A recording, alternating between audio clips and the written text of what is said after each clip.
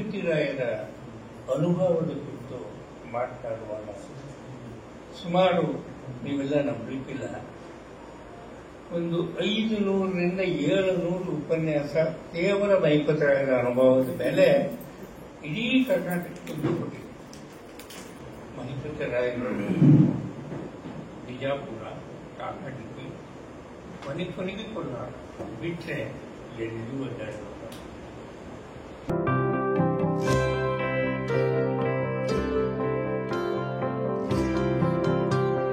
ಬಿಜಾಪುರ ಕಳೆದ ಒಂದು 600 ವರ್ಷಗಳಿಂದ ವೈವಿಧ್ಯಮಯವಾದಂತಹ ಅನುಭವವನ್ನು ಪಡೆದಿದೆ.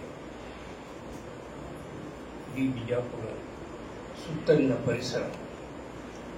ಹೀಗಾಗಿ ಬೇರೆ ಬೇರೆಯವ್ರನ್ನ ಮಾತಾಡೋಣ ಮಾತಾಡ್ಸೋಣ ಅಂತ ಹೇಳಿ ನಾವು ಪ್ರಾರಂಭ ಮಾಡಿದ್ದೀವಿ. ಇವತ್ತಿದು 5ನೆಯ ಉಪನ್ಯಾಸ. ಅದು ನನ್ನ ಕೊರಳಿಗೆ ಬಂದಿದೆ. ಬಹಳ ಸಂತೋಷ ನನಗೆ. ಮಹಿಪತಿ ರಾಯರ ಅನುಭವದ ಕುರಿತು ಮಾತನಾಡುವಾಗ ಸುಮಾರು ನೀವೆಲ್ಲ ನಂಬಲಿಕ್ಕಿಲ್ಲ, ಒಂದು 500ರಿಂದ 700 ಉಪನ್ಯಾಸ ಕೇವಲ ಮಹಿಪತಿ ರಾಯರ ಅನುಭವದ ಮೇಲೆ ಇಡೀ ಕರ್ನಾಟಕಕ್ಕೆ ಕೊಟ್ಟಿದೆ. ಅಂದರೆ ಅವರು ಹೇಗೆ ಬೇರೆಯವರಿಗಿಂತ ಭಿನ್ನ, ಅವರ ಅನುಭವ, ಅವರ ನಡೆದ ದಾರಿ, ಅವರ ಚರಿತ್ರೆ, ಶರಣರು, ದಾಸರು, ತತ್ವಪದಕಾರರು ಇವರೆಲ್ಲರಿಗಿಂತ ಹೇಗೆ ಭಿನ್ನ ಆಗಿತ್ತು ಅನ್ನೋದನ್ನ ನನಗೆ ಅವರ ಬಗ್ಗೆ ಅಭ್ಯಾಸ ಮಾಡಿದವತ್ತಿನಿಂದ ನನಗೆ ಅವರ ಬಗ್ಗೆ ಒಂದು ವಿಲಕ್ಷಣವಾದಂಥ ಈಗಲೂ ಕೂಡ ನನಗೆ ಅವರ ಬಗ್ಗೆ ಪ್ರತಿ ಸಲನೂ ಒಂದು ಹೊಸ ದೃಷ್ಟಿಯನ್ನು ಕೊಡ್ತಾರೆ. ಅವರು ಎಂದೂ ತಮ್ಮ ಊರು ಬಿಟ್ಟು ಹೋದವರಿಲ್ಲ. ನಾವೀಗ ಶರಣರು, ದಾಸರು, ತತ್ವಪದಕಾರರು ಅಥವಾ ಈ ತರಹದ ಜನ ಸುಮಾರಾಗಿ ಸಮಾಜದಲ್ಲಿ ಓಡಾಡಿಕೊಂಡು ಬೇರೆ ಬೇರೆ ತರದಲ್ಲಿ ತಾಳ ತಂಬೂರಿ ಇಟ್ಕೊಂಡು ಅಥವಾ ಕೇವಲ ವಚನಗಳ ಮೂಲಕನೋ ಊರಾಗಿರ್ತಿದ್ರು, ಜನರ ಬೇಕಾಗ್ತಿದ್ರು. ಮಹಿಪತಿ ರಾಯರು ಬಿಜಾಪುರ, ಕಾಕಟಗಿ, ಕೊನೆಗೆ ಕೊಲ್ಲಾರ ಬಿಟ್ಟರೆ ಎಲ್ಲೂ ಅಡ್ಡಾಡಿಲ್ಲ. ಇದ್ದಲ್ಲೇ ಇದ್ದವರು, ಆದರೆ ಎಲ್ಲ ಬಿಟ್ಟ ಮೇಲೂ ತಿರುಗಿ ಒಂದು ದೊಡ್ಡ ಸಂಸ್ಥಾನ ಆಗಿ ಲಕ್ಷಾವಧಿ ಜನ ಆ ಕಾಲಕ್ಕೆ ಅವರಿದ್ದಲ್ಲೇ ಅದಕ್ಕೆಲ್ಲ ಸಾಕ್ಷ್ಯಗಳು ಇವೆ. ಸೊ ಅವರ ಚರಿತ್ರೆಯ ಬಗ್ಗೆ ನಾನು ವಿಶೇಷವಾಗಿ ಹೇಳುವುದಿಲ್ಲ. ಅವರು ಇಲ್ಲಿಯ ಪಕ್ಕದ ಅಥಣಿ ತಾಲೂಕಿನ 5 ಕುಲಕರ್ಣಿಗಳು, ಅಲ್ಲಿಯ ವೆಂಕಟೇಶ್ ದೇವರು ಒಂದು ಮಂದಿರ ಇದೆ, 5 ಗೊತ್ತಿರಬೇಕು ನಮಗೆ. ಆ ಗುಡಿಯ ಪೂಜಾರಿಕೆಯನ್ನು ಮಾಡ್ಕೊತಾ ಅವರ ತಂದೆ ಕುಲಕರ್ಣಿಕೆನೂ ಮಾಡ್ತಿದ್ರು. ಸೊ ಆವಾಗ ನಾನು ಹೆಂಗೀಗ ಕಂಪ್ಯೂಟರ್ ಕಲ್ತ ಕೂಡಲೇ ಬೆಂಗಳೂರಿಗೆ ಹೋಗೋದು, ಬೆಂಗಳೂರಿನಿಂದ ಅಮೆರಿಕಕ್ಕೆ ಹೋಗ್ತಿದ್ದೇವಲ್ಲ, ಹಂಗ ಈಗಲೇ ಬಿಟ್ಟು ಬಿಜಾಪುರಕ್ಕೆ ಬಂದ. ಅಷ್ಟು ದೊಡ್ಡ ಬಿಜಾಪುರ ಊರ ಇತ್ತು. ತಮ್ಮ ಉಪಜೀವನಕ್ಕೆ ಹೆಂಡತಿ ಮಕ್ಕಳ ಕರ್ಕೊಂಡು ಬಂದಿದ್ದಾಗ ತಮ್ಮ ಒಂದು ಪರಿಚಯದಿಂದ ಅವರನ್ನ ಒಂದು ಸರ್ದಾರನ ಹತ್ತಿರ ಕಾರ್ಕುಂಕಿಗೆ ಮಾಡಿ ಯಾರನ್ನ ಮಹಿಪತಿ ರಾಯ. ಆ ಸಂದರ್ಭದೊಳಗಡೆ ಬಹಳ ಸಂಕ್ಷಿಪ್ತ ಹೇಳ್ತೇನೆ ಅವರ ಚರಿತ್ರೆ, ಯಾಕಂದ್ರೆ ಅನುಭವದ ಬಗ್ಗೆ ಮಾತಾಡೋಣ.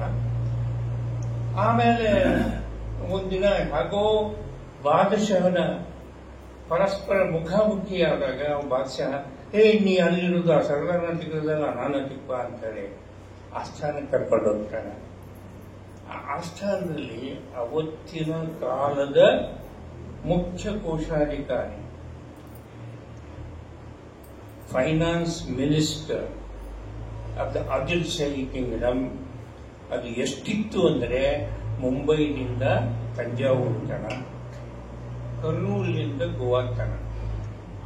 ನೀವು ಕಲ್ಪನೆ ಮಾಡಿಕೊಳ್ಳಿ, ದಕ್ಷಿಣ ಭಾರತದ 2/3 ಪ್ರದೇಶವನ್ನ ಬಿಜಾಪುರದಲ್ಲಿ ಕೂತ್ಕೊಂಡು ಆತಿದ್ರು ವಾಣಿಜ್ಯ. ಅಂತ ಒಂದು ದೊಡ್ಡ ರಾಜ್ಯದ ಕೋಶಾಧಿಕಾರಿ, ಚೀಫ್ ಟ್ರೆಜರರ್.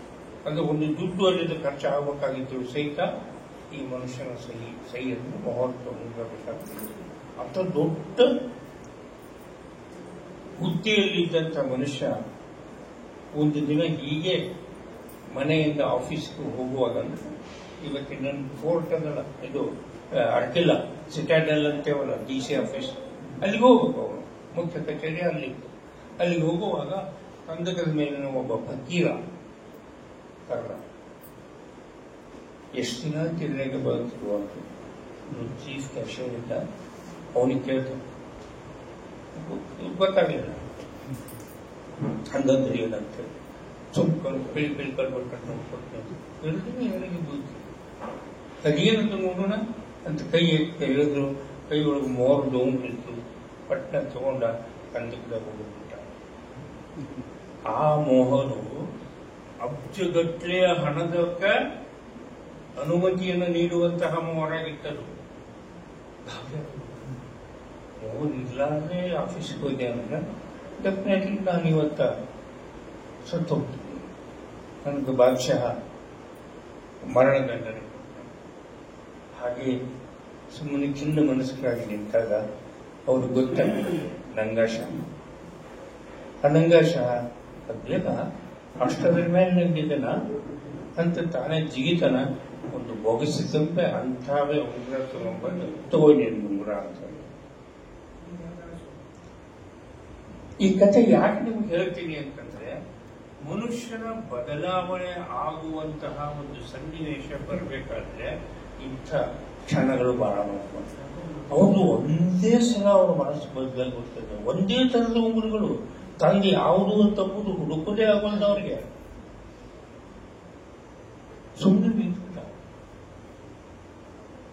ಮಲ್ಪತಿ ಯಾಕೋ ತಗೊಂಡು ತಂದಿನ ತಗೊಂಡು ಹೋಗು.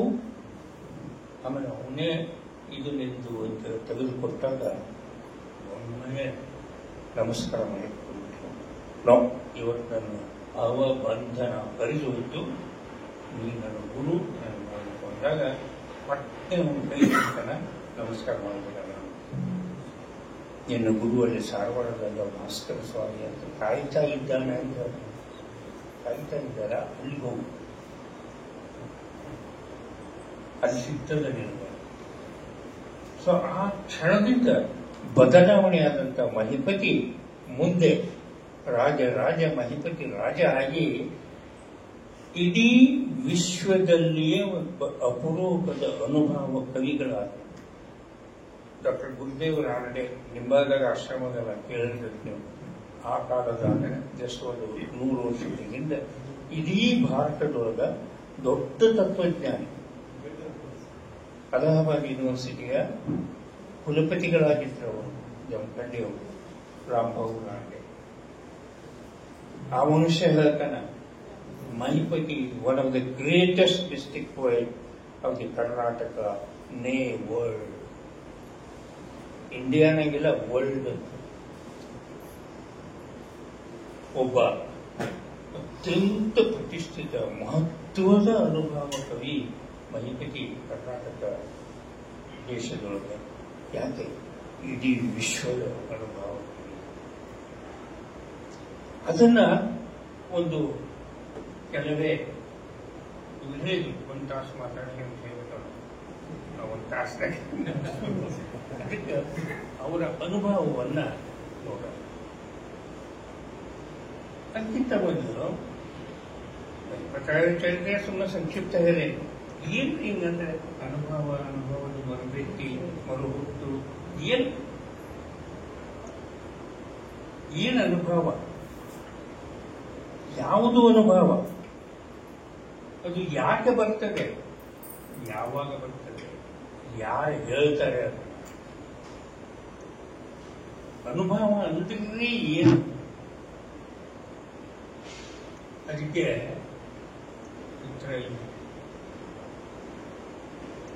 ನಾವೇನೋ ಅಂದ್ವಿ, ನಮ್ಮ ಸಂಶೋಧನೆ ಕೇಂದ್ರ ಅನುಭವ ಮರುಭೆಟ್ಟಿ ಅಂತ ಹೇಳಿದ್ವಿ. ನಾವು ವ್ಯಕ್ತಿ ಆಗಲಿಕ್ಕೂ ಸಾಧ್ಯವಿಲ್ಲ, ಆ ಅನುಭವವನ್ನು ಹೋಗ್ಲಿಕ್ಕೂ ಯಾಕೆ? ಅವರವರ ಮನಸ್ಸಿನಲ್ಲಿ ಅನುಭವಗಳು, ನಿಮ್ಮ ಮನಸ್ಸಿನಲ್ಲಿ ಏನಿದೆ ಅಂತ ನೀವು ಹೇಳಿಕ್ ಶಕ್ತಿದೆಯಾ? ಅದನ್ನ ನಾನು ಕಂಡುಕೊಳ್ಳಿಕ್ ಶಕ್ತಿದೆಯಾ? ಈ ಕ್ಷಣದಲ್ಲಿ ನೀವೆಲ್ಲ ಕೂತಿದ್ದೀರಲ್ಲ, ನೀವು ಏನು ಮನಸ್ಸಿನಲ್ಲಿ ಮಾಡ್ತಾ ಇದ್ದೀರಿ ಅಥವಾ ಯಾವ ಕಡೆ ಚಿಂತನೆಯನ್ನ ಮಾಡ್ತಾ ಇದ್ದೀರಿ ಅಂತಂಬುದನ್ನ ಹೇಳ್ತೀರಾ? ಹೇಳಿಕ್ ಶಕ್ತಿ ಇದೆಯಾ? ಅದನ್ನ ಹೇಳಲಾರದೆ ನಾನು ಅಥವಾ ಹೇಳಿದ್ರು ಅದೇ ನಿಜ ಅಂತ ಹೇಗೆ ತಿಳ್ಕೊತೀನಿ? ನೀವು ನನಗೆ ಮುಖಕ್ಕೆ ಎದುರಿಗೆ ಪಾಪ ಕೇಳ್ತಾ ಇದ್ದಾನ ಅಂತ ಹೇಳಿ ಅದಕ್ಕೊಂದು ಬಣ್ಣ ಹಚ್ಚಿ ಹೇಳಿದ್ರೆ ಹಾಗೆ ಸಾಧ್ಯನೇ ಇಲ್ಲ. ಯಾರ ಅನುಭವಗಳನ್ನು ಕೂಡ ನಾವು ತತ್ಕ್ಷಣ ಅಥವಾ ಅದೇ ರೀತಿಯಾಗಿ ಹೇಳಲಿಕ್ಕೆ ಸಾಧ್ಯ. ಶ್ರೀ ಅರವಿಂದ್ ಅವ್ರನ್ನ ಹೋಗಿ ಬೆಟ್ಟಾಗ್ತಾನೆ, ಕೇಳ್ತಾನೆ, ನಿಮ್ ಚರಿತ್ರೆ ಬರೀಬೇಕಂತ ಮಾಡಿ ಅಂದ್ರೆ ನಾನು ಒಂದು ಸಿಟಿಂಗ್ಸ್ ಕೊಡ್ರಿ, ಸಂದರ್ಶನ ಮಾಡ್ತೀನಿ. ಎಷ್ಟು ಚಂದ ಹೇಳ್ತಿರ್ಬೇಕಾ? ನೀವೇನ್ ಬರೀತೀರೋ ಅಂತ ಹೇಳಿ, ನೀವೇನ್ ಬರೀತೀರಿ? ಯಾರ ಅನುಭವಗಳು, ಅವರಿಗೆ ಬಂದ ಅನುಭವಗಳನ್ನ ನೀನ್ ಹೆಂಗೆ ತಿಳ್ಕೊಳ್ಳಿಕ್ ಸಾಧ್ಯದ? ದಟ್ಟು ನಾನು ಇಷ್ಟು ವರ್ಷ ತಪಸ್ಸು ಇದನ್ನೆಲ್ಲ ಮಾಡಿದ ಮೇಲೆ ನನ್ನ ಬಗ್ಗೆ ಬರೀತೀನಿ ಅಥವಾ ನನ್ನ ಬಗ್ಗೆ ಮಾತಾಡ್ತೀನಿ ಅಂತಂದ್ರೆ ಯಾಕೆ ಶಕ್ತಿದೆ? ತಮ್ಮ ಓವರ್ ಎಡ್ ಪೋಯಿಟ್ರಿ ಅಂತ ಒಂದು ಪುಸ್ತಕ ಹೇಳ್ತಾರೆ ಅವರು.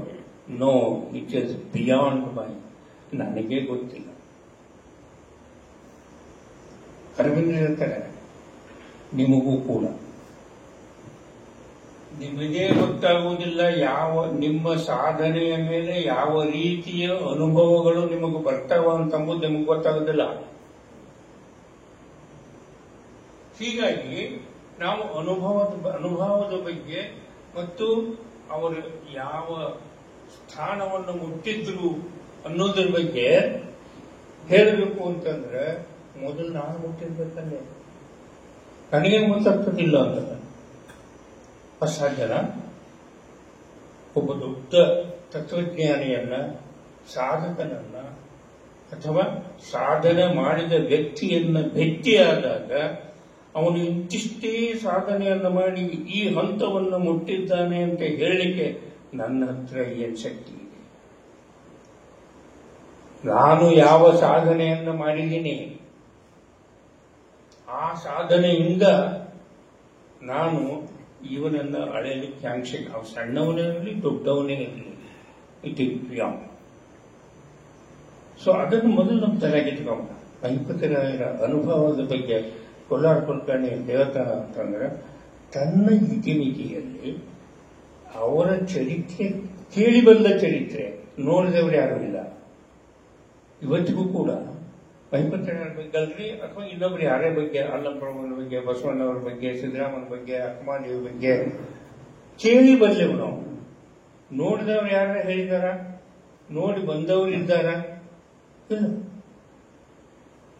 ಆಮೇಲೆ ಅದಕ್ಕೆ ಇತಿಹಾಸಕ್ಕೆ ಸಾಧನೆಗಳು ಇರ್ತಾವಲ್ಲ, ಶಾಸನಗಳು ಅಥವಾ ಇದು ಇರ್ತಾವಲ್ಲ, ಹಾಗೆ ಅವರ ಅನುಭವ ಹೇಳಿದಂತಹ ಕೃತಿಗಳು ಕೃತಿಗಳಿದ್ರೆ ಸುದೈವದಿಂದ ನಮಗೆ ಅವರು ಬರೆದ ಸಾವಿರಾರು ಕೀರ್ತನೆಗಳು ನಮ್ಮ ಕಣ್ಣು ಮುಂದಿವೆ. ಯಾರೋ ಪಂಚರಾಯರು ಬರೆದದ್ದು ಆ ಕೃತಿಗಳ ಮುಖಾಂತರ ಮತ್ತು ನಾವು ಕೇಳಿ ಬಲ್ಲ ಅವರ ಚರಿತ್ರೆಯ ಮುಖಾಂತರ. ಈಗ ಹೇಳ ಒಂದು ಇನ್ಸಿಡೆಂಟ್ ಅದನ್ನ ನೋಡಿದವನು ಅಲ್ಲ, ಅದು ಒಂದು ಆ ನಂಗಾಶ ಅಂತ ನಿಮ್ಗೆ ಹೇಗ ಅವನ ಸಮಾಧಿ ಇದೆ ಅಲ್ಲೇ ಬಸ್ ಸ್ಟ್ಯಾಂಡಿಗೆ ಹೋಗುವಾಗ ಆ ಕಟ್ಟಿ ಮಸೀದಿ ಇದೆಯಲ್ಲ, ಮಸೀದಿ ದಾಟಿದ ಕೂಡಲೇ ಅವನ ಸಮಾಧಿ ಇದೆ ನಂಗಾಶ ಅಂತ. ಅವನು ಪ್ರತಿ ವರ್ಷ ಉರುಸಾಗ್ತದೆ. ಅವೊಬ್ಬ ಮುಸ್ಲಿಮರಲ್ಲಿ ಬಹುದೊಡ್ಡ ಹಂತವನ್ನು ಮುಟ್ಟಿದಂತಹ ಸಾಧಕ ಅಥವಾ ಸಾಧು ಅಂತ ಹೇಳಿ ಗಣನೆಗೆ ಬಂದಿದ್ದಾನೆ. ಸೊ ಇರಬಹುದು ಹೀಗೆ. ಅಕಸ್ಮಾತ್ ಆಗಿ ರಂಗಾಶ ಭೇಟಿಯಾದ ನಮಗೆ ಅಲ್ಲಿ ಇಲ್ಲಿ ಒಂದೆರಡು ಮರಾಠಿಯ ಚರಿತ್ರೆ ಇದೆಯಲ್ಲ ಮೈಪತರಾಯರು, ಅಲ್ಲಿ ಈ ಇನ್ಸಿಡೆಂಟ್ ಬರ್ತದೆ. ಇದು ಬಿಟ್ಟರೆ ಅವ್ರ ಮನೆಯವರು ಬೇರೆಯವರಿಗೆ ಹೇಳಿದ ಕಥೆನೆ. ಅದಕ್ಕೆ ಲಿಖಿತ ರೂಪದಲ್ಲಿ ಹೀಗಾಗಿದೆ. ಎರಡನೇದೇನು, ಆ ನಂಗಾಶಾನ ಮೇಲೆ ಒಂದೇ ಒಂದು ಕೃತಿ ಬರೆದಿಲ್ಲ ಅವರು. 1000ದಷ್ಟು ಕೃತಿಗಳು ಸಿಕ್ಕಾಗ ನಂಗಾಶಾನ ಮೇಲೆ ಒಂದು ಸಿಗುತ್ತಿಲ್ಲ. ಒಂದೇ ಒಂದಿದೆ, ಜಯನಾಗೇಶ ಜಯನಾಗೇಶ ಅಂತೇಳಿ. ಅದರ ಮುಂದಿನ ಕೀರ್ತನೆಯ ಸಾಲುಗಳೆಲ್ಲ ಆ ಇಸ್ಲಾಂ ಕಲ್ಚರದ ಅಥವಾ ಮುಸ್ಲಿಂ ಸಂಸ್ಕೃತಿಯ ಶಬ್ದಕಚ್ಚಿ ಗೋಡೆಗಳು. ಬೇಡ, ಅದ್ರ ಬಗ್ಗೆ ಬಹಳಷ್ಟು ಚರ್ಚೆ ಮಾಡೋಣ ಬೇಡ. ಬರೆದಿದ್ರು ಬರೆದಿರಬೇಕು. ಅದು ಅವರ ಗುರು ನಂಗೇಶಾನ ಬಗ್ಗೆನೇ ಬರೆದಿದ್ರೆ ಅದೊಂದು ಅಪರೂಪದ ದಾಖಲೆ. ಅದು ಬಿಟ್ಟರೆ ಏನೂ ಇಲ್ಲ.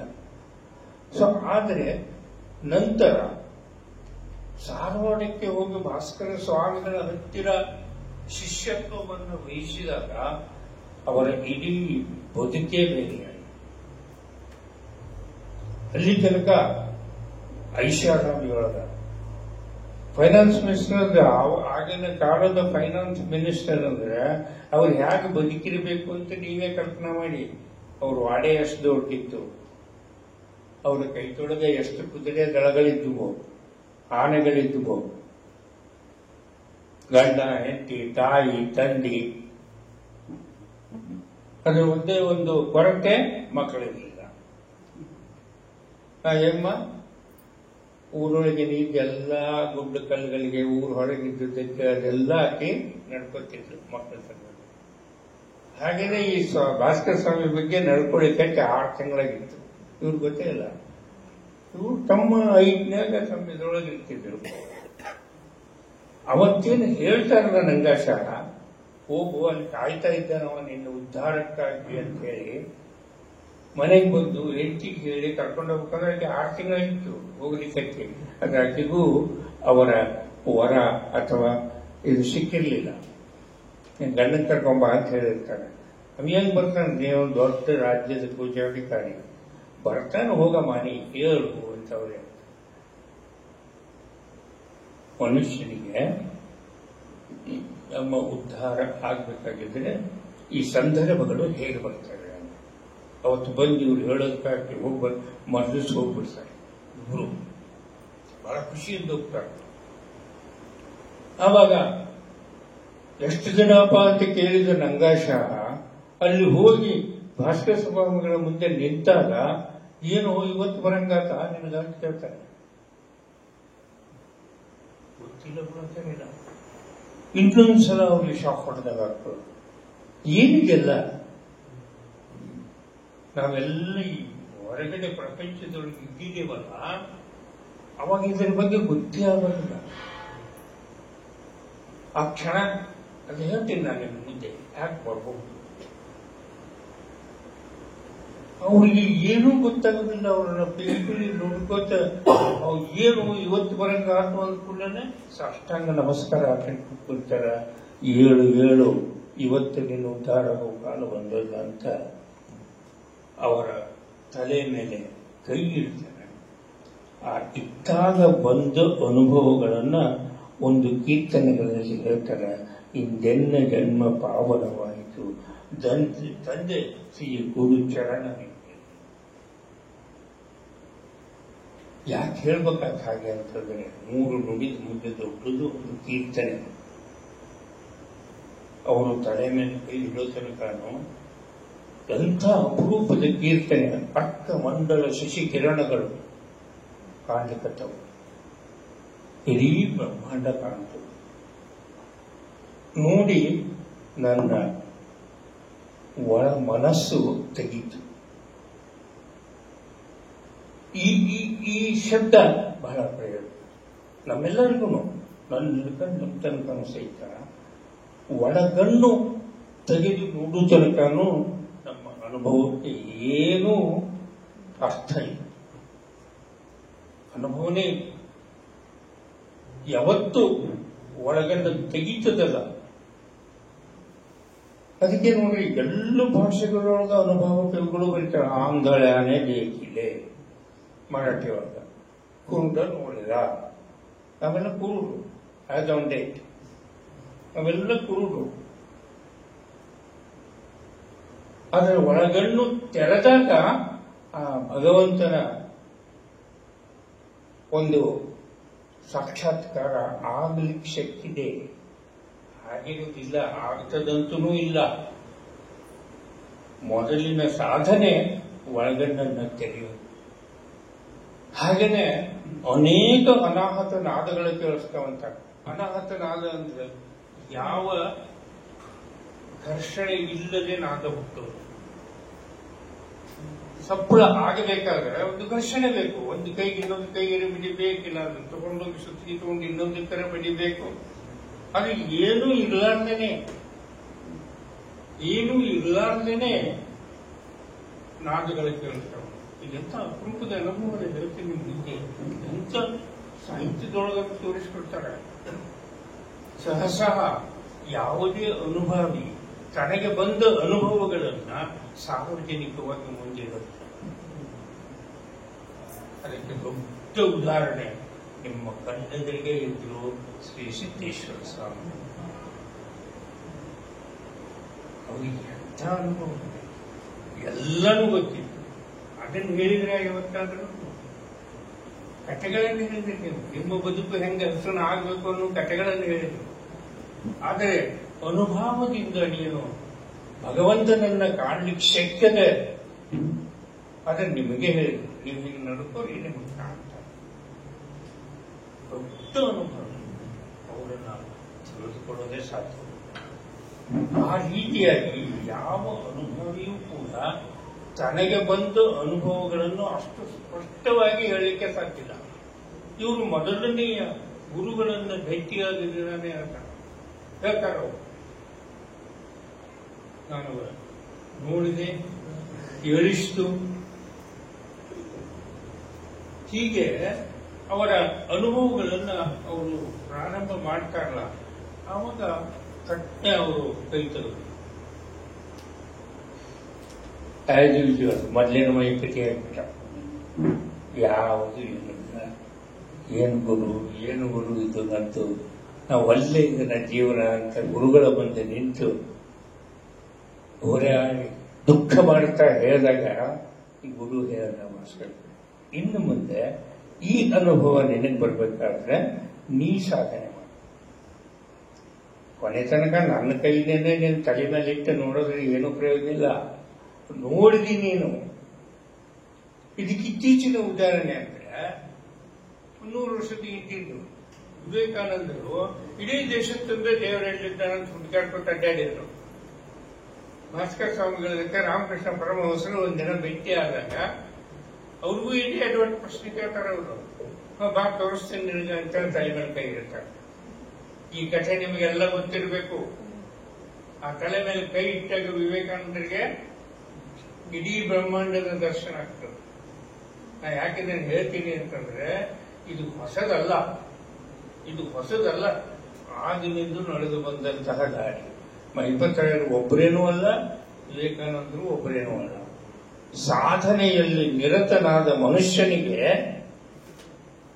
ಆ ತರದ ಅನುಭವ ಬರ್ಲಿಕ್ಕೆ ಸಾಧ್ಯ ಇದೆ. ಅದರ ಪ್ರಾರಂಭದೊಳಗ ಒಬ್ಬ ಗುರುವಿನ ಅವಶ್ಯಕತೆ ಇದೆ. ಆ ಕೆಲಸ ಗುರು ಮಾಡಿದ, ತೋರಿಸಿದ್ನಲ್ಲ. ಇನ್ನು ಮುಂದೆ ನೀನಾಗಿಯೇ ಸಾಧನೆಯನ್ನ ಮಾಡಿ ಈ ದರ್ಶನವನ್ನು ಪಡ್ಕೋಬೇಕು. ಅಲ್ಲಿ ತನಕ ಸಾಧ್ಯ. ನಾನು ಕಡೆ ತನಕ ನಿನ್ನ ಕೊಡ್ತಾರೆ. ರಾಮಕೃಷ್ಣ ಪರಮಹಂಸರು 15 ಹೇಳಿದ್ರು, ಇದು ಅಂತ ನೀ ಮಾಡ್ಕೊ. ಅವಾಗ ವಿವೇಕಾನಂದರು 22 ಹೊರತು ತಮ್ಮ ಸಾಧನೆಯನ್ನ ಪ್ರಾರಂಭ ಮಾಡಿದರು. ಸರಿ, ಇಷ್ಟೆಲ್ಲ ಕೇಳಿದ್ವಿ. ಯಾವಾಗ ಬರ್ತದ್ರಿ ಇದು? ನಮಗೆ ನಿಮ್ಗೆ ಯಾಕೆ ಬರೋದಿಲ್ಲ? ನಮ್ಗೆ ಯಾಕೆ ಬರೋದಿಲ್ಲ? ದೊಡ್ಡ ಪ್ರಶ್ನೆ ಇದು.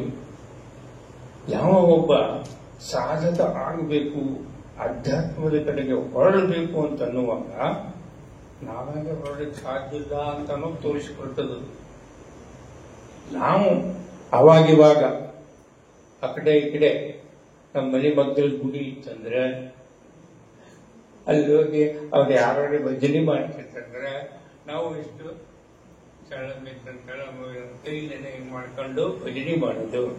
ಇಲ್ಲ ಇಲ್ಲ ರೀ ಅವ್ರು ಜಪ ಮಾಡ್ತಾರ ಅಂತ ಅಂದ್ಕೊಳ್ಳಿ, ನಾವು ಒಂದು ಜಪ ಮಣಿ ಹಿಡ್ಕೊಂಡು ಜಪ ಮಾಡೋದು. ಇದು ಅಗದಿ 1% ಅಲ್ಲ, -1% ಆ ವ್ಯಕ್ತಿ ಅಧ್ಯಾತ್ಮದ ಕಡೆಗೆ ಒಲವು ಪಡೆಯುವಂತಹ ದಾರಿ. ಅದಕ್ಕೆ ಏನಂತಾರ ಸಂಕಲ್ಪ. ಆ ಸಂಕಲ್ಪ ಅಂದ್ರೆ ನೋಡನೆ ಯಾಕೆ ನಮಗೆ ಪ್ರತಿ ಸಲ ಗುರುಗಳು ಹೇಳ್ತಾರೆ, ನಿಮ್ಗ ಹೇಳ್ತಾರೆ ಮೊದಲೇದ್ದು. ನೀವು ನಿಮ್ಮಲ್ಲಿ ಬಹಳ ಜನ ಸಿದ್ದೇಶ್ವರ ಸ್ವಾಮಿಗಳ ಪ್ರವಚನ ಕೇಳ್ತೀರಿ. ಮೊಟ್ಟ ಮೊದಲಿಗೆ ಅವ್ರು ಹೇಳೋದೇ ಒಳ್ಳೇದನ್ನು ಮಾಡ್ರಿ, ಒಳ್ಳೇದನ್ನು ನೋಡ್ರಿ, ಒಳ್ಳೇದನ್ನು ಮಾಡ್ರಿ. The basic foundation.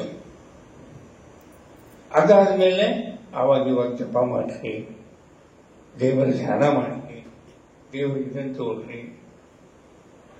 ಕೆಲವರಿಗೆ ಇಡೀ ಜನ್ಮ ಪೂರ್ತಿ ಮುಗಿದ ತನಕ ಇದರಾಗೆ ಹೋಗ್ತದ, ನಾವು ಮುಂದೆ ಹೋಗುದಾಗುದಿಲ್ಲ. ಜಪಾನೇ ಮಾಡ್ಕೊತ ಹೋಗ್ಬಿಡ್ಬೇಕಾಗ್ತದ, ಕಾಂಠ. ಅದಕ್ಕೆ ಸಂಕಲ್ಪ. ಆಮೇಲೆ ಎರಡನೇದ್ದು ಬರ್ತದೆ ಅವಾಗ ಆ ಮನುಷ್ಯನಿಗೆ. ನಿಮ್ಮ ಸಂಕಲ್ಪ ಶುದ್ಧಿ ಇತ್ತು ಅಂತಂದ್ರೆ ಅದಕ್ಕೊಂದು ಕಾಲ ಬರ್ತದೆ, ಟೈಮ್. ಆ ಟೈಮ್ ಯಾವಾಗ ಬರ್ತದೆ ಅಂತ ಹೇಳಿ ಕೊಡುತ್ತಿಲ್ಲ. ಬರ್ಬೋದು, ಮಧ್ಯ ವಯಸ್ಸಿನಾಗ ಬರ್ಬೋದು, ಬೇಗನೆ ಬರ್ಬೋದು. ಆ ಕಾಲ ಬಂದಾಗ ಒಬ್ಬ ನಿಯತ ಗುರು ಸಿಗ್ತಾನಂತೆ ನಮಗೆ. ನಮಗ್ ಗೊತ್ತಿಲ್ಲ ಅವರು, ಅಥವಾ ನಾವು ಯಾರು ಹೇಳಲಿಕ್ಕೂ ಶಕ್ತಿಲ್ಲ. ನೀವು ಹಿಂಗ್ ಮಾಡ್ಕೊತ ಹೋಗ್ಲಿ, ನಿಮ್ಗೊಬ್ಬ ಗುರು ಸಿಗ್ತಾನೆ ಅಂತ ಹೇಳಲಿಕ್ಕೂ ಸಾಧ್ಯ ಇಲ್ಲ. ಆ ಗುರು ಸಿಕ್ಕ ಮೇಲೆ ನೀ ಸ್ವತಃ ಸಂಕಲ್ಪ ಶುದ್ಧಿಯಿಂದ ಮಾಡುವ ಕಾರ್ಯವನ್ನ ಮುಂದುವರಿಸಿ ಹೋದಾಗ, ಸಾಧನೆಯನ್ನ ಮಾಡಿದಾಗ, ಆವಾಗ ಅಥವಾ ಅಂದ್ರೆ ನೀವು ಸಾಕ್ಷಾತ್ಕಾರವನ್ನ ಪಡೆಯಬಹುದು. ಪಡೆದೇ ತೀರ್ತೀರಿ ಅಂತ ಹೇಳಿ, ಪಡೆದೇ ತೀರ್ತೀರಿ ಅಂತ ಹೇಳುದಿಲ್ಲ. ಸೊ ಹಾಗಾದ್ರೆ ಈ ಸಂಕಲ್ಪ, ಕಾಲ, ಗುರು ಯಾವಾಗ? ಅದಕ್ಕೆ ಮತ್ತೆ ಇಂಥವರ ಸಿದ್ದೇಶ್ವರಗಳು, ಮೈಪತರಾಯರು ಅಥವಾ ಪುರಂದರದಾಸರು ಇಂಥ ಸಾಧಕರ ಚರಿತ್ರೆಗಳನ್ನು ನೋಡಿದಾಗ 3 ತರಹದ ಅವಕಾಶಗಳಿವೆ. 3 ತರಹ. ಒಂದು, ಬಾಲ್ಯದಿಂದಲೇ ಅಧ್ಯಾತ್ಮದ ಕಡೆಗೆ ಒಲವನ್ನು ಬೆಳೆಸಿಕೊಂಡು ಅದೇ ಸಂಸ್ಕಾರದಲ್ಲಿ ಬೆಳೆದವನಿಗೆ ಸಾಧನೆ ಅಥವಾ ಅನುಭವ ಸಿಗ್ಬೋದು. ನಮ್ಮ ಕಣ್ಣೆದುರಿಗೆ ನೋಡ್ತೀವಿ. ಎಲ್ಲರೂ ಸಿದ್ದೇಶ್ವರ ಸ್ವಾಮಿಗಳಾಗಲಿ ಶಕ್ತಿಲ್ಲ, ಅವರು ಹುಟ್ಟಾರನ ಅದರೊಳಗಡೆ ಇದ್ರು. ನೀವು ಅವ್ರ ಚರಿತ್ರೆ ಕೇಳಿರ್ಬೇಕು. ಎಲ್ಲೋ ಹೋಗ್ಕೊಳ್ತಿದ್ರು, ಏನೋ ಹುಡುಕ್ತಿದ್ರಂತ, ಏನೋ ಅಂದ್ರೆ ಬಾಲ್ಯದಲ್ಲಿಯೇ ಅವರಿಗೆ ಇಂಥ ಅನೇಕ ಉದಾಹರಣೆಗಳಿವೆ. ಆ ಉದಾಹರಣೆಗಳು ಬೇಡ. ಇದು ಎರಡನೇದು ಏನು ಗೊತ್ತಾ? ಜೀವನದೊಳಗ ಸಂಪೂರ್ಣ ನಿರಾಶೆವಾಗಿ, ಏನಪ್ಪ ಇಷ್ಟು ದುಡಿದೆ, ಇಷ್ಟೆಲ್ಲ ಮಾಡಿದೆ, ಒಂದು ದಿನಾನೂ ನನಗೆ ಫಲ ಸಿಗಲೇ ಇಲ್ಲ, ಅಥವಾ ಅದರ ನಿಜವಾದ ಅರ್ಥ ನನಗೆ ಗೊತ್ತಾಗಲಿಲ್ಲ ಅಂತ ಹೇಳಿ ನೈರಾಶ್ಯ ಭಾವನೆಯನ್ನ ತಳೆದಾಗ ಈ ತರಹದ ಅಧ್ಯಾತ್ಮದ ಕಡೆ ಒಲವನ್ನು ಬೆಳೆಸಿಕೊಳ್ಳುವುದು. ಗೌತಮ ಬುದ್ಧ ದೊಡ್ಡ ರಾಜ, ಅವ ನೈರಾಶ್ಯದಿಂದ. ಅನೇಕ ಜನ ಇದ್ದಾರೆ, ಅವರೊಬ್ಬರೇ ಯಾಕೆ ನನಗನ್ಸಿದ್ರೆ 4-5 ಹೆಸರು ಕೊಟ್ಟಿದ್ದೀನಿ ನಾನು. ಈಗ ಇವರು ನಾನು ಸಿದ್ದೇಶ್ವರ ಬಗ್ಗೆ ಹೇಳಿದ್ನಲ್ಲ, ಹಾಗೇನೆ ಶಂಕರಾಚಾರ್ಯ. ಯಾಕೆ ಶಂಕರಾಚಾರ್ಯ 46 ವರ್ಷದೊಳಗ ಇಡೀ ಜಗತ್ತೇ ಬೆಳಗುಗೊಳಿಸುವಂತಹ ಒಂದು ಆಧ್ಯಾತ್ಮಿಕ ಸಾಧನೆಯನ್ನು ಬಳಸಿಕೊಂಡು ವೈದಿಕ ಸಂಸ್ಕೃತಿಯನ್ನು ಪುನರುತ್ಥಾನ ಮಾಡಿದರು. 40-45 ವರ್ಷ, 36 ಅಂತಾರ, ಅಂತೂ ಬಿಲೋ 50 ಅವರ ಬಾಲ್ಯದಲ್ಲಿ. ಹಾಗೆ ನೈರಾಶ್ಯ ಗೌತಮ ಬುದ್ಧ ಅಥವಾ ಕನಕದಾಸರು ಅವ್ರಿಗೆ ಆ ಯುದ್ಧದೊಳಗ ಪೆಟ್ಟು ಬಿದ್ದಾಗ ಅವ್ರ ಕಥೆ ನಿಮ್ಗೆ ಗೊತ್ತಿರ್ಬೇಕು. ಆವಾಗ ಏನು ಅಷ್ಟಿಲ್ಲ ಅಂತ ಹೇಳಿದಾಗ ತಿರುಪತಿ ತಿಮ್ಮಪ್ಪ ಕನಸಿನ ಬಂದು ಬೇಡವೋ ನನ್ನ ಬೆನ್ನಕ್ಕೆ ಬಾನಿ ಅಂತ ಹೇಳೋದು ನಾ ಇವನ್ನೆಲ್ಲ ಯಾಕೆ ಹೇಳ್ತೀನಿ ಅಂದ್ರೆ, ಇಲ್ಲಿ ಬಂದು ನೀವೇನು ಅನುಭವದ ಮರುಹುಟ್ಟನ್ನ ಪಡೆಯಲಿಕ್ಕೆ ಬಂದು ಕೂತಿದ್ದೀರಲ್ಲ, ನಮ್ಮ ಬದುಕಿನಲ್ಲಿ ಇಂಥದೊಂದು ಯಾವುದಾದರೂ ಸಂದರ್ಭ ಬಂದೀತೆ, ನಾವು ಯಾವತ್ತಾದರೂ ಆ ಕಡೆಗೆ ಹೊರಳಲು ಸಾಧ್ಯವಾಗಿತ್ತೆ. ಇಲ್ಲಾಂದ್ರೆ ಯೂಶುವಲಿ ಬದುಕ್ತೇವೆ, ಆಮೇಲೆ ಕಣ್ಮುಚ್ಚಿ ಹೋಗುತ್ತೆ.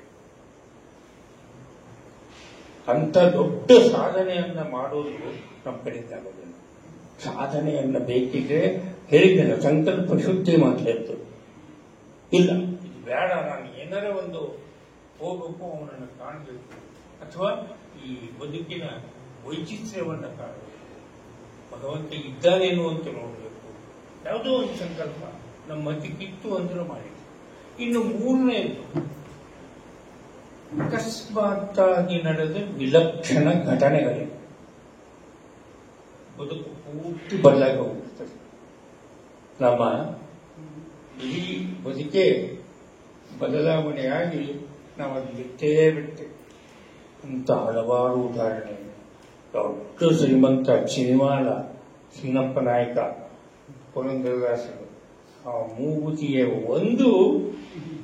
ಒಂದೇ ಒಂದು ಮೂಗುತಿಯ ಪ್ರಸಂಗದಿಂದ ಇಡೀ ಬದುಕೆ ಬದಲಾಗಿ ತುಳಸಿ ಪತ್ರ ಇಟ್ಟು ಎಲ್ಲ ದಾನ ಮಾಡಿ ಆದದ್ದಾಯಿತು. ಹೋಗ್ಬಿಟ್ಟು ಹೆಂಡತಿ ಮಕ್ಕಳು ಹೊಸರು ಎದ್ದು ಹೋಗ್ಬಿಟ್ರು. ವಿಲಕ್ಷಣ ಇಂಥವು ಬಹಳಷ್ಟು ಉದಾಹರಣೆ.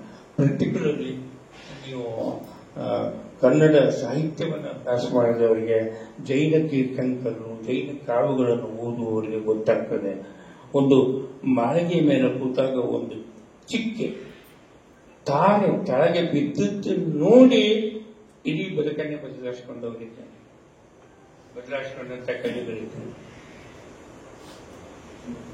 ಅಂದ್ರೆ ಈ ಬದುಕಲ್ಲಿ ಎಷ್ಟು ಅರ್ಥ ಇದೆ ಅಥವಾ ಇದರಲ್ಲಿ ಏನೂ ಅರ್ಥ ಇಲ್ಲ ಅನ್ನೋದನ್ನ ಕಂಡುಕೊಂಡು ಅವರು ಹೋಗ್ತಾರೆ. ಹಾಗೆ ಮೈಪಿತಿರಾಯರು ಈ ಮೂರನೆಯ ಹಂತಕ್ಕೆ ಸೇರಿದವರು. ಅವರು ಎಂತ ದೊಡ್ಡ ದರಬಾರ ನಡೆದಿತ್ತು. ಆನೆಯ ಕುದುರೆ, ಚದುರಂಗ ಬಲ, ಬೇಕಾದಷ್ಟು ಸಂಪತ್ತು, ಮಿದ್ದೆ ಜನ. ಅಂತ ಮನುಷ್ಯ ಒಬ್ಬ ಫಕೀರ, ಬಟ್ಟೆ ಉಟ್ಕೊಂಡಿಲ್ಲ, ನಂಗ ಅಂದ್ರೆ ಬಟ್ಲೆ ಒಬ್ಬತ ಮುಸ್ಲಿಮನ ಮಾತಿನಿಂದ ಇಡೀ ಬದುಕನ್ನೇ ಬದಲಾಯಿಸ್ಕೊಂಡ್ಬಿಟ್ಟು. ಸರಿ, ಭಾಷಾಶ್ರಮಕ್ಕೆ ಹೋಗಂತೀರ ಹೋಗ್ ನಾನು. ಆ ಭಾಷಾಶ್ರಮಗಳು ಊಟ ಸಾಧನ ಮಾಡ್ಬೇಕಂತಂದಾಗ ಹೇಳ್ತೀನ ಬಿಜಾಪುರಕ್ಕೆ ಕಳಿಸಿ ಅದು ನಂದು ಏನೇನದ ಎಲ್ಲ ಬಡಬರಿಗೆ ದಾನ ಮಾಡಿಬಿಡುವ. ಅರ್ಥ ಮಾಡಿಕ್ ಸಿಕ್ಕದ ನಿಮಗ ಒಬ್ಬ ಫೈನಾನ್ಸ್ ಮಿನಿಸ್ಟರ್ ಅಂದ್ರೆ 2/3 ಆಫ್ ಇಂಡಿಯಾ, ಸೌತ್ ಇಂಡಿಯಾ, 2/3 ದಕ್ಷಿಣ ಭಾರತವನ್ನ ಆಳುವ ಒಂದು ರಾಜ್ಯದ ಕೋಶಾಧಿಕಾರಿ. ಅವನಲ್ಲಿ ಎಷ್ಟಿರಬಹುದು ಅದನ್ನೆಲ್ಲ ಬಡಬಗ್ಗರಿಗೆ ದಾನ ಮಾಡಿ. ಇದು ಒಂದೇ ಕಡೆ ಅಲ್ಲ, ಒಂದು 10 ಕಡೆ ನಮೂದಾಗಿದೆ. ಈವನ್ ಬ್ರಿಟಿಷರ ಗೆಜಿಟಿಯರ್ದೊಳಗ ನಮೂದಾಗಿದೆ. Mahipati has done all his assets in all countries. 1885 ಗೆಜಿಟ್ನಾಗ ಅಪರಿಚಾರ. ಅಂದ್ರೆ ಎಷ್ಟರ ಮಟ್ಟಿಗೆ ಅವರು ಪೂರ್ತಿಯಾಗಿ ಬದಲಾವಣೆ. ಅದನ್ನೆಲ್ಲ ಅವರು ಹೆಂಡತಿ ಬಗ್ಗೆ ಚಿಂತೆ ಮಾಡಲಿಲ್ಲ, ಮಕ್ಕಳ ಬಗ್ಗೆ ಚಿಂತೆ ಮಾಡಲಿಲ್ಲ, ಉಳಿದ ಜಗತ್ತಿನ ಬಗ್ಗೆ ಇಲ್ಲ. ನನಗೆ ಸರಿ ಈ ಬದುಕನ್ನ ಸಾಧ್ಯವಾದಷ್ಟು ಸಾರ್ಥಕವನ್ನಾಗಿ ಮಾಡ್ಕೋಬೇಕು ಅಂತ ಅಂದಾಗ ಅವರಿಗೆ ಗುರುಗಳಿಗೆ ಹೇಳಿದ್ದೇವೆ ಕೂಡು ಅಂತ. ಆವಾಗ ಅವರ ಮರಿಮಗನ ಮಗ ಒಂದು ಸಣ್ಣ ಚರಿತ್ರೆ ಪ್ರಭುವಾರಿಗೆ ಮಹಾರಾಜ ಅಲ್ಲಿ ಹೇಳ್ತಾರೆ, 12 ವರ್ಷಕ್ಕೆ ಆಗುವಂತಹ ಯುಗ 11 ತಿಂಗಳಲ್ಲಿ ಮುಗಿಸಿದೆ. ಅದೇ ಎಷ್ಟು ಬಲವತ್ತರವಾದಂತಹ ಅವರ ಸಂಕಲ್ಪ. ಇಡೀ ರಾಜಯೋಗ ಮಾರ್ಗವನ್ನ ಕೇವಲ 11 ತಿಂಗಳೊಳಗೆ ಅದನ್ನು ಸಾಧನೆ ಮಾಡಿ ತೋರಿಸಿದ್ರು. ಅವರ ಬರಿವಾಗ ಫಸ್ಟ್ ನಮಗೆ ದೊರಕುವಂತಹ ಲಿಖಿತ ಪ್ರಮಾಣ 22ರ ಬಗ್ಗೆ ಉಳಿದೆಲ್ಲ ಸುಳ್ಳು. ಅವ್ರು ಮಂತಂದವರು ಇನ್ನೊಬ್ರು ಹೇಳೋ ಕಥೆಗಳಿಗೆ ಅದಕ್ಕೆ ಬೇಕಾದಷ್ಟು ಅವರು ಒಂದು ಮಗನೇ ಒಂದು ಪರ ಕರುಣ ಸಯ್ಯ ದೈವಾರಿಗೆ ಮಾಡಾಯ ಅಂತೇಳಿ 11, 21 ಇದಿದೆ. ಅದರೊಳಗ ಅವರ ಕಿಂಚಿತ್ ದರ್ಶನ ಆಗ್ತದೆ. ಆಮೇಲೆ ಮರಾಠಿ ಒಳಗದ ಅಂತ ಹೇಳಿ, ಆಮೇಲೆ ಗೆಜಿಟಿಯರ್ನೊಳಗೆ ಬಂದಿದೆ. ಆಮೇಲೆ ಸ್ವತಃ ಅವರ ಕೃತಿಗಳು ಹೇಳಿದ್ದಲ್ಲ, ಜನ್ಮ ಜನ್ಮ ಪಾವನವಾಯಿತು ತಂದೆ ಗುರು ನಿಮ್ಮ ಚರುಣ ದರ್ಶನ. ಭಾಸ್ಕರ ಸ್ವಾಮಿ ಕರುಣಾಳು ಮೂರ್ತಿ ಮೂಢ ಮಹಿಪತಿಯ ಕೃಪಾಂಬುದಿಯು ಕರುಣಿಗೆ ಅಭಯ ಹಸ್ತವನು ಶಿರಸದಲ್ಲಿಡಲಾಗಿ ಧನ್ಯನಾಥನು ಸತಿಪತಿ ಹೆಚ್ಚಿನ ಕರ್ಕೊಂಡು ಹೋಗಿರ್ತಾರೆ, ಉಪನಯ ಹೇಳ್ತಾರೆ. ಇದನ್ನು ಹೇಳಬೇಕಂದ್ರೆ ಅವರು ಎಷ್ಟು ಯಾವ ದಾರಿಯನ್ನ ದಾಟಿದರು, ಅವ್ರಿಗೇನು ಬಂತು ಅನುಭವಗಳನ್ನ. ಯೋಗ ಅಥವಾ ಸಾಧನ ಮಾರ್ಗದೊಳಗ ಮೊಟ್ಟ ಮೊದಲನೆಯ ಹೆಜ್ಜೆ ಅಂತಂದ್ರೆ ಮನಸ್ಸನ್ನ ನಿಯಂತ್ರಣದಲ್ಲಿ ಮೊಟ್ಟ ಮೊದಲು ನೀವು ಯಾವ್ದಾರ ದಾರಿ ಹುಡುಕ್ತಾರೆ, ರೈತರೇ ಇರ್ತಾರೆ, ಇಸ್ಲಾಂ ಅವರೇ ಇಡ್ತಾರೆ, ಅಥವಾ ಮಧ್ವಾಚಾರ್ಯ ಇರ್ತಾರೆ, ಶಂಕರಾಚಾರ್ಯ ಅವರೇ ಇಡ್ತಾರೆ, ಯಾರು ಬೇಕಾದ್ರೆ ಅವ್ರು ಹೇಳ್ಕೊಂಡು ನೀವು ಇವು ಅಂದ್ರೆ ಪರ್ಟಿಕ್ಯುಲರ್ಲಿ ನಿಮ್ಮ ಸಾಧನೆಗೆ ಮೊಟ್ಟ ಮೊದಲನೇದು ನಿಮ್ಮ ಮನಸ್ಸನ್ನ ನಿಯಂತ್ರಣ. ಅಥವಾ ಎಷ್ಟು ಚಂದ ಹೇಳ್ತಾರೆ ವೇಪದರಾಯರು, ಲೇಸು ಲೇಸಾಯಿತು ಭಾಸ್ಕರ ಗುರುಕೃಪೆ ಲೇಸಾಯಿತು, ಹಸ್ತ ಬಿಡಲು ಎನ್ನ ಮಸ್ತಕದ ಮೇಲೆ ಸ್ವಸ್ಥ ಹೊಂದಿತು ಮನ ನಿಶ್ಚಯದಲ್ಲಿ. ಮನಸ್ಸಿನ ಕಂಟ್ರೋಲ್ ಮಾಡಬೇಕಾಗಿದ್ದು ಸಹಿತ, ಸ್ವಸ್ಥವಾಗಿ ಇಡಬೇಕಾಗಿದ್ದು ಸಹಿತ ಗುರುಕರುಣೆ ಬೇಕು. ಗುರುಕರುಣೆ ಬಹಳ ಅವಶ್ಯ. ಅವರು ಒಬ್ಬರಲ್ಲೇ ಹೇಳ್ಬಿಡ್ತಾರೆ, ನಂಗೆ ಆಯ್ತು. ಅದು ಒಂದಲ್ಲ, ಒಂದು 8 ಕೀರ್ತನೆಗಳೊಳಗೆ ಹೇಳ್ತಾರೆ, ಇನ್ನೊಂದೊಳಗೆ ಹೇಳ್ತಾರೆ, ಲೇಸಾಯಿತು ಸದ್ಗುರು ಕೃಪೆ ಲೇಸಾಯಿತು, ನೀಡಿದ ಅಭಯ ಹಸ್ತ ಮಾಡಿತು ಮನಸ್ವಸ್ಥ. ನಿಮ್ಮ ಅಭಯ ಹಸ್ತ ಮನಸ್ವಸ್ಥ ಮಾಡಿತು, ಗೂಢವಾಗಿ ವಸ್ತು ಊದಿತು ಸಾಧ್ಯಸ್ಥ. ನನಗೆ ಗೊತ್ತೇ ಇದ್ದಿಲ್ಲ ಅಂತ ಗೂಢವಾಗಿರುವಂತಹ ಒಂದು ವಸ್ತು, ಇನ್ನೂ ಆ ವಸ್ತು ನೋಡಿದ್ರು, ಆ ವಸ್ತುನೇ ಪರಮಾತ್ಮ. ಆ ವಸ್ತು ಆಯಿತು ಅಂತ ಹಾಗೆ ಮುಂದೆ ಅದ ಇನ್ನೂ ಸಾಧನೆ ಮಾಡ್ಕೊತ ಹೋಗ್ತಾರೆ. ಅವಾಗ ಅವ್ರಿಗೆ ಕೆಲವು ಲಕ್ಷಣಗಳು ಕಾಣ್ತಾವ. ಅದೆಷ್ಟು ಚಂದಾಗಿ ಒಂದು ಕೀರ್ತನೆ ಹೇಳ್ತಾರೆ, ಇಂದು ಹೊಳೆ ಊತದೆ ಸುಚಿನ್ನ ಬೋಧ. ಇವತ್ತೇನೋ ಒಂದಿಷ್ಟು ಹೊಳೆಗಟ್ಟ ಸಣ್ಣ ತಂದೆಯದೇನು ಸದ್ಗುರು ಶ್ರೀಪಾದ. ಈ ಸದ್ಗುರು ಪರಮಾತ್ಮ, ಆ ಗುರು ಅಲ್ಲ. ನಮ್ಮ ಅಲ್ಟಿಮೇಟ್ ಗುರು ಪರಮಾತ್ಮ ಭಗವಂತ.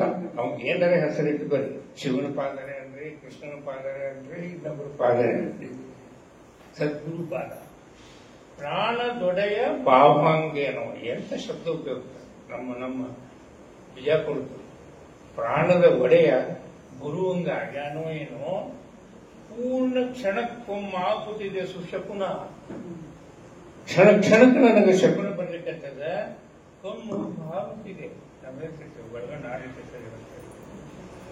ಎಕ್ರಿಮೆಂಟ್ ಸಿಗ್ಬಹುದು, ಬರಗಂಡ ಆಡ್ಲಿಕ್ಕತ್ತದ.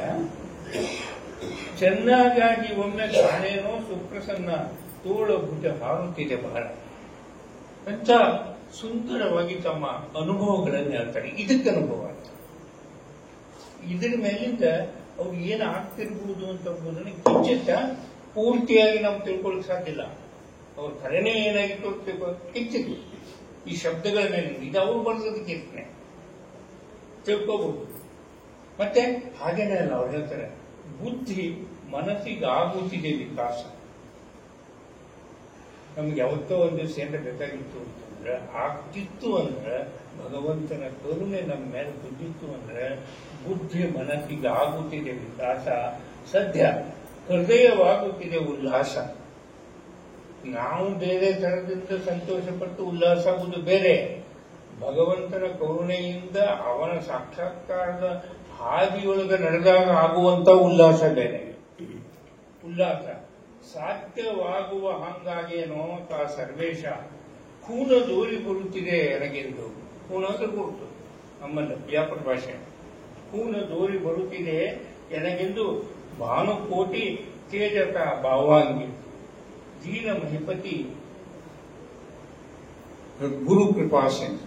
ದೀನ ಮಹಿಪತಿ ಗುರು ಕೃಪಾಸನ್.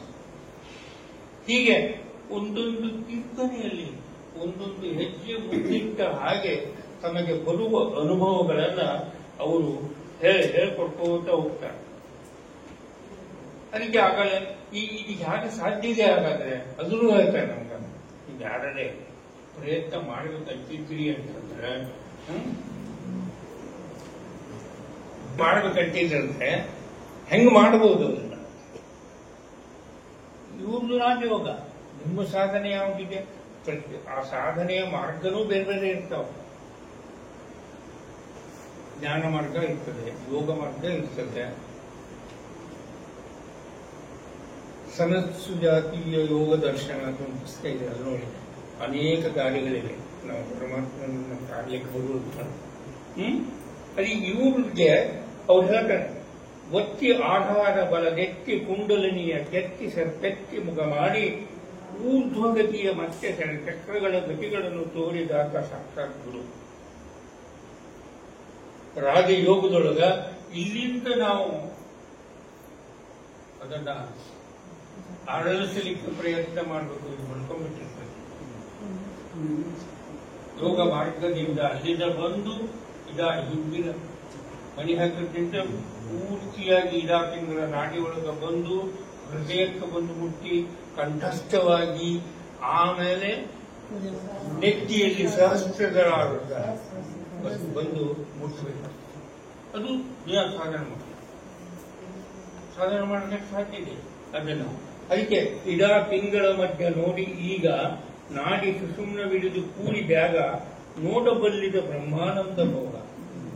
ಆ ಎಕ್ಸ್ಪೆರಿಮೆಂಟ್, ಆ ಅನುಭವ ಬಂದಾಗ ಬ್ರಹ್ಮಾನಂದ ಭೋಗ ಅಂತ ಗೂಢ ವಿದ್ಯೆವಿದು ರಾಜಯೋಗ. ಅದನ್ನೂ ತರ ಬಹಳ ಗೂಢದ ನುಡ್ಕೋರಿ ಅರ್ಥ ಮಾಡಿಕೊಂಡು ಹೋಗ್ರಿ ಅಂತ. ಹೀಗೆ ಅದರ ಬಗ್ಗೆನೆ ಬಹಳಷ್ಟು ಹೇಳ್ತಾರೆ. ಆಮೇಲೆ ಇಂಥ ಒಂದು ಸಾಧನೆಯನ್ನು ಮಾಡುವಾಗ ನಮಗೆ ಸಾಕ್ಷಾತ್ಕಾರ ಆಗಬೇಕಂತಂದ್ರೆ ಯೋಗದೊಳಗ 3 ವಿಷಯ ಬಹಳ ಮಹತ್ವ. ಯಾವಾಗ ಪರಮಾತ್ಮನ ಸಾಕ್ಷಾತ್ಕಾರ ಆಗೋದಕ್ಕಿಂತ ಮೊದಲು ಏನೇನು ಅನುಭವ ಬರ್ತದೆ ಅಂದ್ರೆ ನಾದ, ಕಳೆ ಮತ್ತು ಬಿಂದು. ಈ 3 ಬಹಳ ಮಹತ್ವ. ನೀವು ಮುಂದೆ ಹೊಟ್ಟೆಗೆನೆ ನಿಮ್ಗೆ ಗಾಬರಿ ಆಗಿಸುವಂತ ನಾದಗಳ ಕೇಳಿಸ್ತಾರೆ. ಆಮೇಲೆ ಕಳೆ ಅಂದ್ರೆ ಬೆಳಕು, ಆಮೇಲೆ 3ನೇದು ಬಿಂದು. ಅದು ಆವಾಗ ಇವೆರಡು ದಾಟಿ ಬಂದ ಮೇಲೆ ಒಂದೇ ಒಂದು ಬಿಂದುವಿನಲ್ಲಿ ನಮ್ಮ ಕಾನ್ಸಂಟ್ರೇಷನ್ ಅಥವಾ ಆ ಪೂರ್ತಿಯಾಗಿ ಲಕ್ಷ್ಯ ಬಿಟ್ಟು ನೋಡಿದಾಗ ಆ ಬಿಂದುವಿನಲ್ಲಿ ಪರಮಾತ್ಮನ ಬರ್ತದೆ, ಇನ್ನೂ ಇಲ್ಲ. ಹಾಗಾದ್ರೆ ಈ 3 ಆಗುವಾಗ ಅವ್ರಿಗೆ ಅನುಭವ ಯಾಕಂದ್ರೆ ಒಂದೊಂದೇ ಕಿರ್ತನೆ ಹೇಳ್ತಾನೆ. ಅವ್ರು 20 ಕಿರ್ತನೆ ಬರ್ತಾರೆ ಈ ಅನುಭವಗಳ ಬಗ್ಗೆ. ನೀವು ಓದ್ಬೇಕು, ನೀವು ಸ್ವತಃ ಓದ್ತಾರೆ. ಅಷ್ಟು ವೈವಿಧ್ಯಮಯವಾಗಿದೆ ಅಂತ ಹೇಳಿ ಓಂಕಾರ ಮೊದಲಾದ ಶ್ರುತಿ ವೇದ ಘೋಷಗಳು ಕೇಳಿಸ್ಲಿಕ್ಕತ್ತವ. ನೀವು ಓದಿರಂಗೇ ಇಲ್ಲ. ಧಿಮಿಸುವ ಮಹಾಶಬ್ದಗಳು, ವಾದ್ಯಗಳು, ಕೇಳಿಸುವ ಶ್ರುತಿ ನಾದಗಳು ಕೇಳುವುದು ನಿತ್ಯದಲ್ಲಿ. ಗರ್ಜಿಸುವ ಶ್ರುತಿ ನಾದಗಳು, ಭೇದಗಳು ಕೇಳುವುದು ನಿತ್ಯದಲ್ಲಿ. ಗರ್ಜಿಸುವ ಭೃಂಗಿ ಶಂಕನಾದ ಧ್ವನಿಗಳು, ಬೋಧಿಡುವ ಬೇನೆ ಮೃದಂಗ ವೇಣಿಯಗಳು, ಚಿನಿ ತಂತ್ರ ಮೊದಲಾದ ಸಂಕಾರಗಳು ಕೇಳಿ ಪಾವನ ಆಗ್ತದೆ. ಇನ್ನೊಂದು ಕಡೆ ಓಂಕಾರ ಮೊದಲಾದ ದ್ವಾದಶ ನಾಮಗಳನ್ನ ನಾನು ನೋಡಿದೆ ಅಂತ ಹೇಳ್ತಾರೆ. ಹೀಗೇನೆ ಅವಾಗೆಲ್ಲ ಅದು ಅವ್ರಿಗೆ ಹೆಂಗಂತಿತ್ತಂದ್ರೆ ಜುಮ್ಮು ಜುಮ್ಮು ಉರುತ್ತಿದೆ ರೋಮಾಂಚನಗಳು.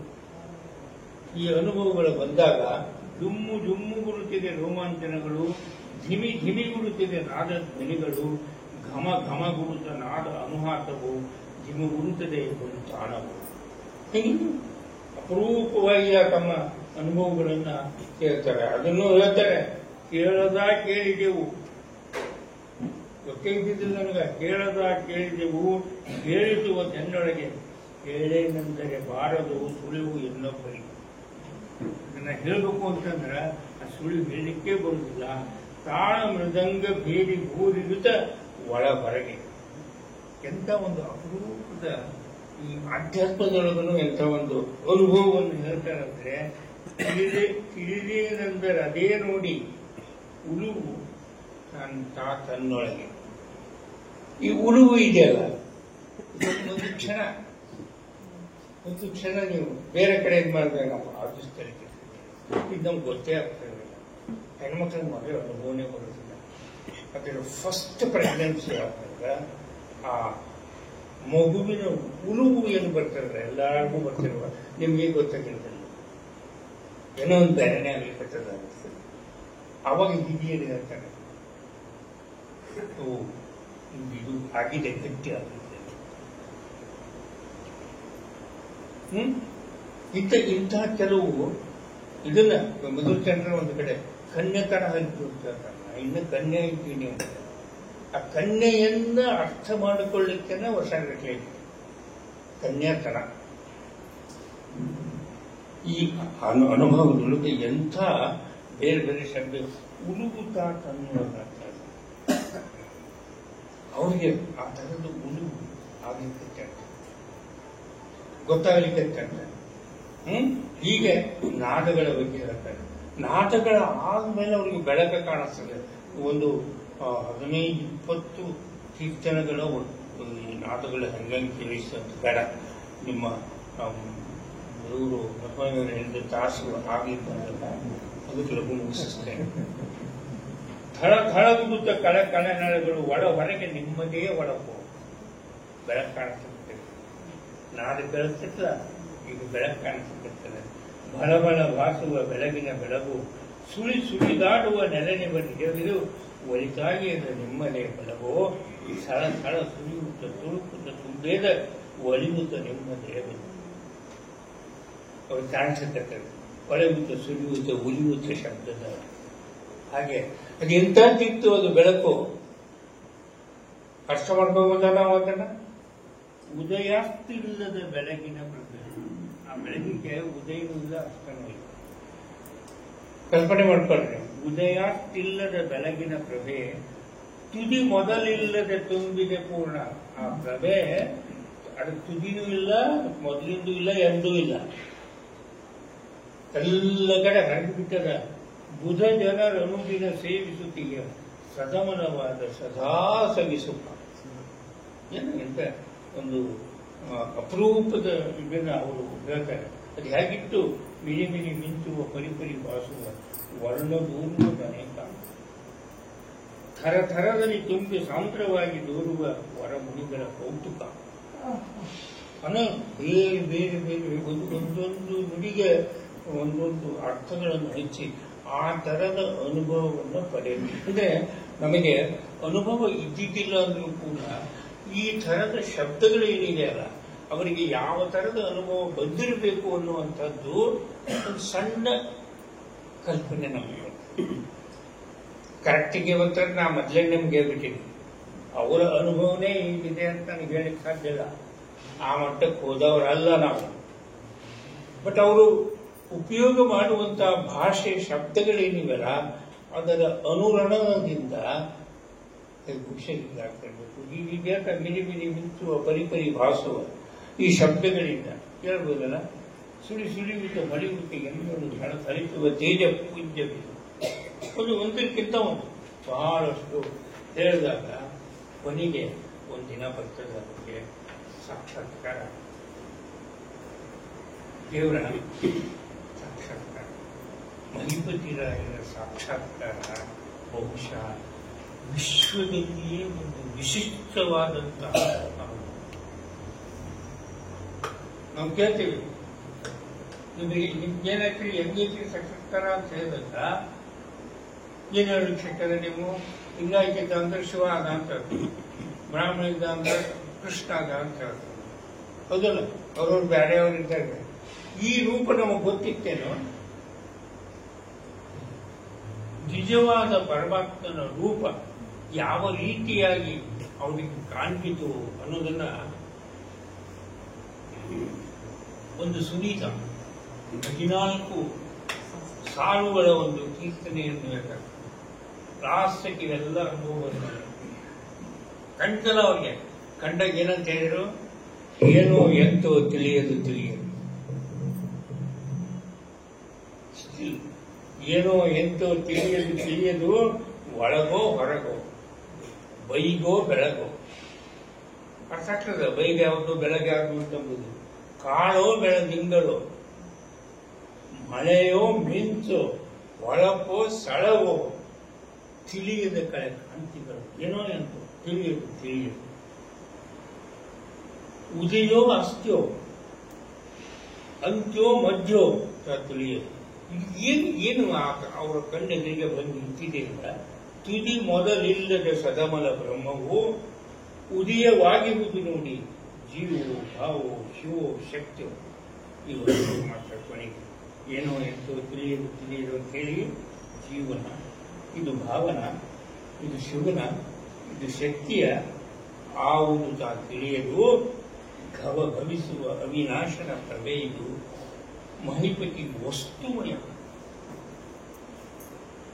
ಯಾವ ಕಡೆ ನೋಡ್ತೀರಿ, ಎಲ್ಲಿ ನೋಡ್ತೀರಿ, ಯಾವ ವಸ್ತುವನ್ನು ನೋಡ್ತೀರಿ, ಅದೆಲ್ಲ ಪರಮಾತ್ಮನ ರೂಪ ತುಂಬುವುದು. ದಟ್ ಇಸ್ ಸಾಕ್ಷಾತ್ಕಾರ. ಆ ಸಾಕ್ಷಾತ್ಕಾರ ಆದ ಮನುಷ್ಯನಿಗೆ ಮತ್ತೇನೂ ಕಾಣುವುದಿಲ್ಲ. ಎಲ್ಲ ಯಾರೇ ಎದುರಿಗೆ ಬಂದಿತ್ತು ಅವನಲ್ಲಿ ಪರಮಾತ್ಮನ ಕಾಣ್ತಾರೆ. ಯಾವ ವಸ್ತು ಇತ್ತಂದ್ರೆ ಅದರಲ್ಲಿ ಪರಮಾತ್ಮನ ಕಾಣ್ತಾನೆ. ಯಾವ ಪರಿಸರ ಇತ್ತು ಅಲ್ಲಿ ಕಾಣ್ತಾನೆ. ಸೊ ಹೀಗೆ ಅವರಿಗೆ ಅನೇಕ ತರಹದ ಅನುಭವಗಳು ಬಂದು ಕೊನೆಗೆ ಸಾಕ್ಷಾತ್ಕಾರ ಆಗ್ತದ. ನಾನು ಇಲ್ಲಿ ನಿಲ್ಲಿಸ್ತೇನೆ. ಇನ್ನೂ ಸಾಕ್ಷಾತ್ಕಾರ ಆಗಿಂದ ಅವರಿಗೆ ಯಾವ ಅನುಭವಗಳು ಬಂದು ಅಂತ ಮತ್ತೊಂದು 4 ತಿಂಗಳು ಹೋಗಲಿ. ಇನ್ನೊಂದು ದಿವಸ ನಾವು ಮಾತಾಡೋಣ. ನಮಸ್ಕಾರ.